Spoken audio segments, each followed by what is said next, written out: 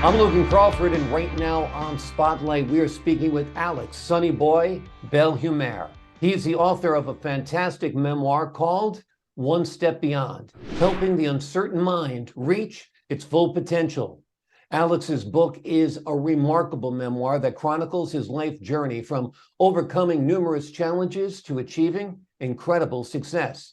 In the book, he shares his inspiring story with the hope of motivating and empowering readers to take that one step beyond to reach their full potential. We're delighted to have Alex on the show today. Thank the folks at Atticus Publishing for helping us put him in the spotlight today, and ask viewers like you to support writers like him by subscribing to our channel. Now, Alex, I got to start off by telling you that you and I have a name in common.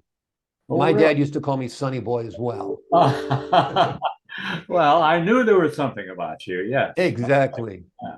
In fact, he says, you probably heard it, climb up on my knees, Sonny Boy.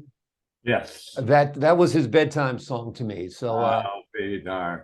yep, That's wonderful. those Yeah. are the old days. Your book is remarkable, and you're named Sonny Boy after your dad, who was actually named Sonny or nicknamed Sonny, correct? He was also Alex, Yep. and since mine was at that time, it was a little difficult, and he decided to call me Sonny Boy when I was a little kid, and it lasted. It stuck. Well, it's a great nickname, and I haven't heard it in a while, so it brought back some good memories. Your book is fantastic. Tell the folks at home what it's about. Let's give them an overview first.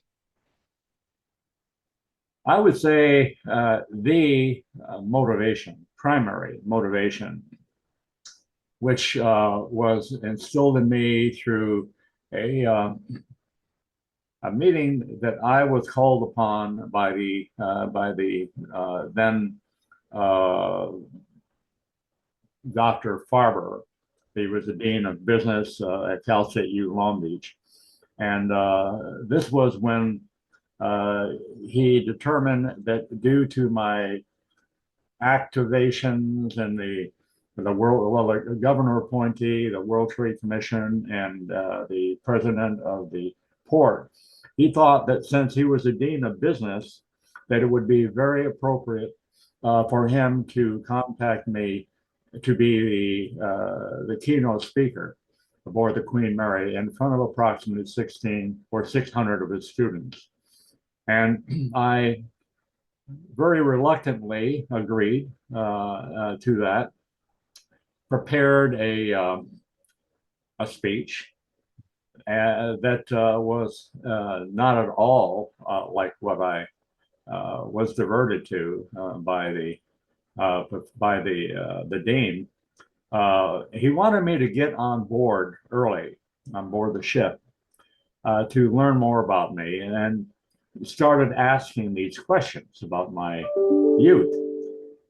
When I was a boy, how were you raised? And I said, Dr. Farber, I don't talk about that because it's very painful.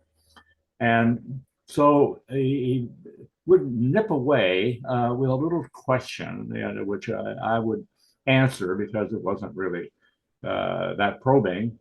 And that led to another question and another question until finally he had a general idea of what I went through in my early life and how it evolved from that point on. And he said, "Oh my God, Alex, you've got to tell the audience." No, I can't do that. I cannot do that. So I get up in front of this wonderful group of people, and I am totally silent. Uh, I wanted to go on with the speech that I prepared, and the dean, along with another dean sitting right in front of me, are nodding their head back and forth. So I broke silence and I started impromptu on my life, my early life, and the challenges and so forth. It was very painful for me to do so, and I never want to go through that again. And finally, when that concluded, I was stunned at the absolute total silence in the audience, total silence. I've never heard such silence from an audience at the end of a speech. And then all of a sudden it broke loose like I've never heard before. And then went on to the speech that I had planned. And 2 weeks later, I got a call, and this will probably be a better answer to your question. 2 weeks later, I got a call from the dean, and he said, "Oh my God, Alex, the phone is ringing off the hook. I have students and people that are calling me, telling me how I changed their life." And he said, "You've got to write a book. You have to write a book because it can be so helpful, to those with big questions in their mind about who they are and where they're going, and instead of basing their life where the events that have happened become an anchor to them, they instead they take that anchor and they use it as a weapon to beat down the challenges, and they eventually grow to a point that they could not otherwise." And that is a reason for the name of One Step Beyond, is that each and every one of us throughout our life, particularly our early life, we reach a point where we are about to go over a cliff, an emotional cliff, that one step beyond. And so many of us don't take that step. And as a result, they do not have the experience that can and always will be very helpful to their growth.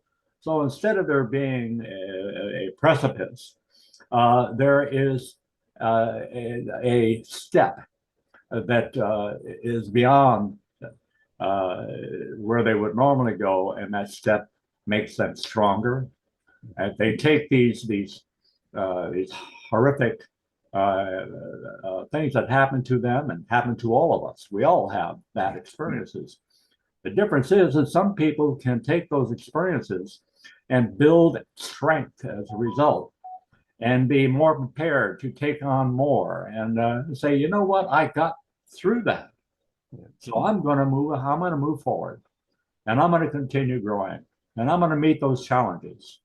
And I would say that so many, I don't know the percentage, but I know the percentage is very, very high, that those that do not take that one step beyond, they don't grow to the extent that they are capable of.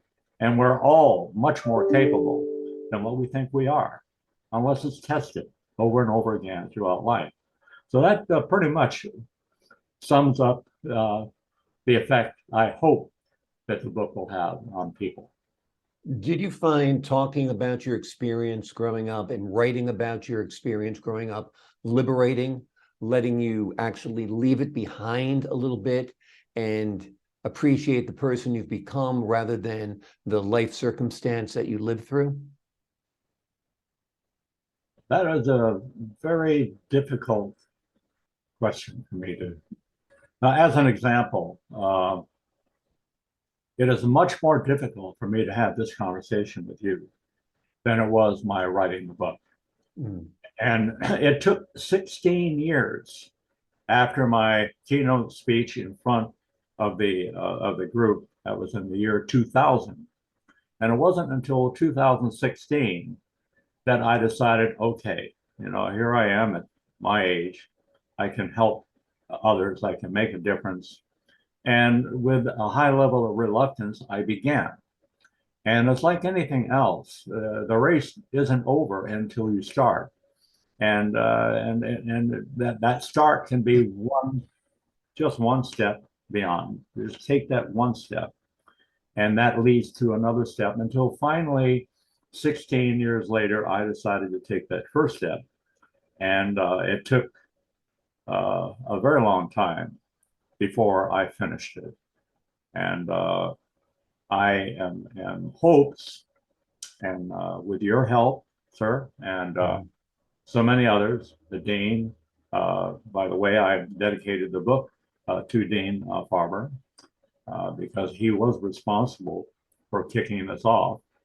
I would hope that, and I'm pretty certain that it will have an effect on many people. Otherwise, why would I do it? Yeah, well, absolutely. Everybody in this life has their challenges. Yes. Not to minimize yours, some are more severe, some are less severe. Somebody once told me it's like we all run a race and we have a backpack on with bricks in it. Some have one brick, some have 20 bricks, but we all have to run the same race. Right. You know, growing up, used to hear things like adversity builds character, or whatever doesn't kill me makes me stronger.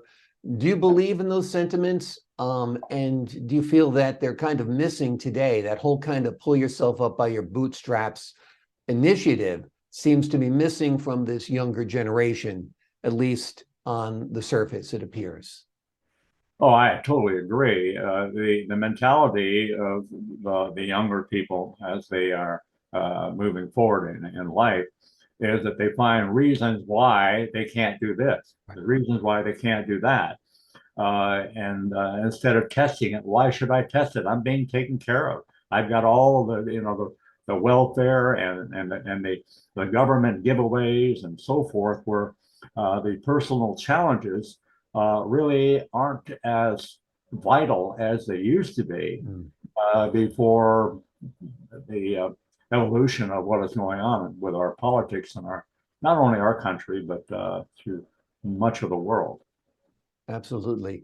Yes. What was viewed as character, what was viewed as strength is no longer admired as much as this whole victim mentality that seems to be pervasive out there. If people turn to your book for help, for negotiating their life journey, what do you hope they'll get out of it?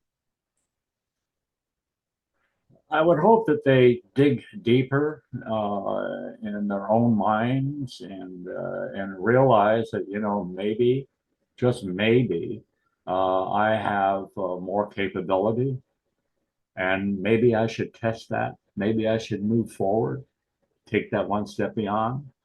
That is what I'm hoping for. And every step that they take beyond makes them stronger. And it makes it more likely that they're going to continue taking that step beyond until finally they achieve what their natural potential really is. And, we all tend to doubt our potential, particularly when we're in our teens and so forth. And they have to be tested so that they realize what that potential is. And it's endless. Potential is endless. Absolutely, absolutely. What do you attribute your own success to? You've been on numerous boards, from the World Trade Commission to, countless others, it appears.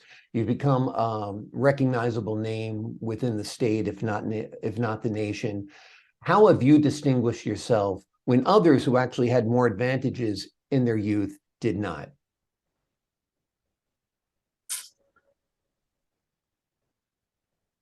Well, it is really hard to answer what causes me to move forward. And no matter what your personality is and how you're raised and so forth, I'm sure we all feel that way. There's a challenge, and it is so much easier not to meet those challenges than it is to take it on. And there's just something in me that where I have taken all of the past rather difficult times, particularly in my youth. It is very difficult for, or at least it was, and it's not nearly as difficult anymore, where I can take those rather horrific things that have happened to me and use that as energy, positive energy instead of negative energy. There's really the difference right there. And we can all do that. Each and every one of us can do that. Horrible things can happen to you. You can either feel sorry for yourself, buckle under, or you can take it and take that emotion, if you will, and you convert it into a positive direction. We can all do that. Absolutely. Absolutely. That is personal leverage, taking your story, letting it empower you rather than disempower you. The name of the book is One Step Beyond, Helping the Uncertain Mind Reach Its Full Potential. It is the story of Alex Sonny Boy Bellehumeur, and it is a remarkable journey from a troubled youth or a youth who faced some troubles to unbelievably successful life. Alex, thank you so much for joining us here today on Spotlight. Well, I thank you for the opportunity very much. And I thank you for, I'm sure, helping a lot of people out there that will listen to this broadcast and will hopefully study the essence of the book, One Step Beyond. Absolutely. The book is available on Amazon and everywhere books are sold. It is highly recommended by Spotlight. To the folks at home, I'm Logan Crawford, thanking you for your time this time. Until next time on Spotlight.